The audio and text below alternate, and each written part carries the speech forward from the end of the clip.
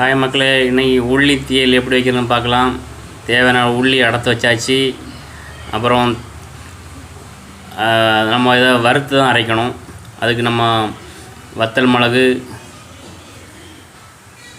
கொத்தமல்லி, அப்புறம் கொஞ்சம் நல்ல மிளகு, அப்புறம் ஒரு மூடி தேங்காய், இவ்வளோத்தையும் அழகாக வறுத்து அரைச்சி எடுக்கணும். இப்போ நம்ம வறுக்கணும், அழகாக வறுப்போம். நல்லா சிவப்பாகிற வரைக்கும் வறுக்கணும். நல்லா வறுத்தா தான் அது நல்லா வறுத்தா தான் அந்த டேஸ்ட்டு கிடைக்கும். பார்த்துக்கிடுங்க மக்களே, எவ்வளோக்கு செவந்து வருதோ அந்த அளவுக்கு டேஸ்ட்டுக்கும் நல்லாயிருக்கும். நம்ம லைட்டாக வறுத்து அரைச்சாச்சுன்னா அந்த அளவுக்கு டேஸ்ட்டு கிடைக்காது நம்ம உள்ளி தீயலுக்கு. ஸோ அது வரைக்கும் நம்ம நல்லா எவ்வளோக்கு நம்ம கொஞ்சம் செருதியில் வச்சுட்டு நல்லா வறுக்கலாம். நான் 2-3 சின்ன உள்ளியும் சும்மா அதை ஆட் பண்ணி தான் போட்டிருக்கேன். கொஞ்சம் நல்ல ஸ்மெல்லாக இருக்கும். அரைச்சி வரும்போது நல்ல ஒரு காம்பினேஷன் நல்லாயிருக்கும். ஸோ நல்லா வறுத்தாச்சு பாருங்கள் மக்களே. நல்லா சிவக்க வறுத்துட்டேன். வறுத்துட்டு ஒரு சின்ன பிளேட்டில் மாற்றிடலாம். நம்ம மாற்றி அது கொஞ்சம் ஆறட்டும். ஆறினா அது நமக்கு அதை அரைச்சி எடுத்துடலாம். எவ்வளோக்கு எவ்வளோ சிவக்குதோ அந்த அளவுக்கு டேஸ்ட் நல்லாயிருக்கும். சும்மா லைட்டாக வறுக்க வேணாம், நல்லா சூப்பராக வறுத்து எடுத்துருங்க. அப்போ தான் நல்லா டேஸ்ட்டும் கிடைக்கும். நல்லா பிளேட்டில் ஆற வச்சு அழகாக நீ ஒரு ஜாரில் போட்டு அரைச்சிடலாம். நல்லா கொஞ்சம் நைஸாக அரைச்சி எடுத்தால் நல்லாயிருக்கும். தண்ணி ஊற்றி நல்லா அரைச்சி எடுக்கணும். இப்போ நம்ம அடுப்பில் வானல் வச்சாச்சு. நம்ம இதுக்கு யூஸ் பண்ணுறது நம்ம தேங்காய் தான் யூஸ் பண்ணுவோம். தேங்காய் தான் இதுக்கு நல்ல டேஸ்ட்டு கொடுக்கும். பார்த்துக்க மக்களே, தேங்காய் யூஸ் பண்ணால் தான் அந்த தீயல் மாதிரி இருக்கும், சூப்பராகவும் இருக்கும். நான் தேங்காய் தான் இது யூஸ் பண்ணுறேன். வாங்க தேங்காய் ஊற்றியாச்சு. அதுக்கப்புறம் கடுகு, கொஞ்சோண்டு வெந்தயம் போடலாம் மக்களே. வெந்தயம் போட்டால் நல்ல ஸ்மெல் நல்லாயிருக்கும். கொஞ்சம் காயட்டும். நல்லா காஞ்சி வந்தால் கடுகு போட்டாச்சும் டக்குன்னு போட்டிடும். அவன் நல்லா காஞ்சி வந்துடுச்சு.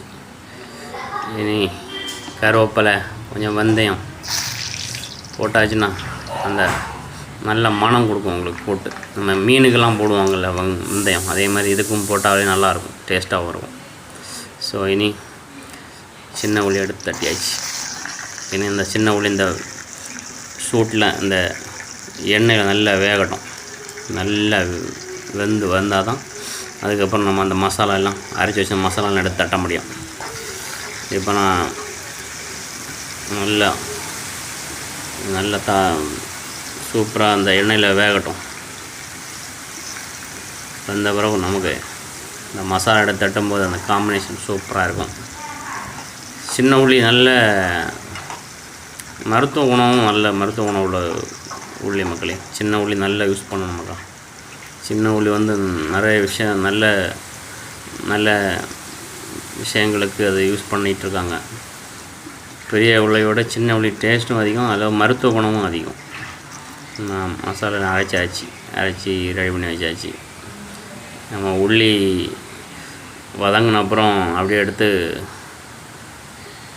தட்ட வேண்டியதான். அதுக்கு முன்னாடி நம்ம இன்னொரு விஷயம் என்ன பண்ணோம்னா, அந்த புளி இருக்கா இல்லை மக்களே, புளி தண்ணியும் நம்ம எப்படி ஊற வச்சுருக்கணும். ஏன்னா அந்த மசாலா தட்டுறதுக்கு முன்னாடி புளியை தண்ணியை ஊற்றி கொஞ்சம் கொதிக்க வைக்கணும். அப்போ தான் அந்த புளி அந்த உள்ளியில் அப்படியே இறங்கி ஒரு நல்ல அப்படியே பிடிச்சிருக்கும். அந்த உள்ளியில் அப்படியே அந்த புளிப்பு தன்மை இருக்கும். ஸோ அதில் கொஞ்சம் புளியை விட்டாச்சுன்னா அப்படி தான் இருக்கும். அதில் புளி நம்ம தேவைக்கு ஏற்ற புளியை விட்டுட்டு அதையுமே கொஞ்சம் நேரம் கொதிக்க வச்சிடணும். அப்படி கொதிக்க வச்ச அப்புறம் தான் நம்ம அந்த மசாலா எடுத்து அது கூட மிக்ஸ் பண்ணி நல்லா சுண்டை கொதிக்க வைக்கணும். அப்புறம் அழகான உள்ளி தீயல் ரெடி ஆயிரும். இப்போ நல்லா வதங்கிடுச்சு. நம்ம அழகாக புளி எடுத்து ஊற்றிடலாம். உங்களுக்கு தேவையான எவ்வளோ புளி, நம்ம புளி அந்த டேஸ்ட்டை பார்க்கும்போது தெரியும் எவ்வளோ புளி இருக்குன்னு. அந்த அளவு நம்ம புளியை ஊற்றி கொஞ்சம் நல்லா கொதிக்க வச்சு நல்லா புளி இறங்கணும். அதில் கொஞ்சம் வேணால் தண்ணி கூட விட்டு விடுங்க. தண்ணி விடும்போது கொஞ்சம் கூட அது எல்லா இடம் நல்லா மிக்ஸ் ஆகி எல்லா இடத்துலையும் எல்லா உள்ளிலையும் நல்லா அழகாக அந்த புளித்தன்மை இறங்கும். நல்லா கொதிச்சிச்சு. இனி நம்ம அழகாக அந்த அரைச்சி வச்ச அந்த மசாலாவை அப்படியே சூப்பராக ஊற்றிடலாம். எப்படி இருக்குது பாருங்கள். நல்லா நல்லா வதங்கிட்டு பாருங்கள். அப்படியே ஊற்றியாச்சு. மசாலா அப்படியே பூச்சா மலைச்சாரல் மாதிரி இறக்கி விட்டாச்சு.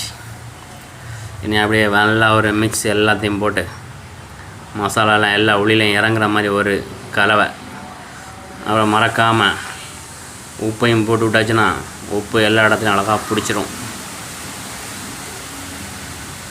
தண்ணி வந்து கொஞ்சம் அதிகமாக விடணும் மக்களே. ஏன்னா இது வந்து நம்ம கொதித்து வரும்போது நல்லா வற்றிடும். ஏன்னா நம்ம வறுத்து தேங்காயெல்லாம் போட்டுருங்கல்ல, இந்த குழம்பு ரொம்ப வற்றிடும். அதனால் நம்ம தேவைக்கு கொஞ்சம் அதிகமாக தண்ணி ஊற்றி வச்சுக்க நல்லது மக்களே. அது கொதித்து வரும்போது ரொம்ப வற்றிடும். அதாவது நம்ம இறக்கி வச்சு கொஞ்ச நேரம் ஆனாலே குழம்பு ரொம்ப வற்றி போயிடும். அதனால் தண்ணி நம்ம கொஞ்சம் அதிகமாகவே வச்சு கொதிக்க வைக்கிறது நல்லது.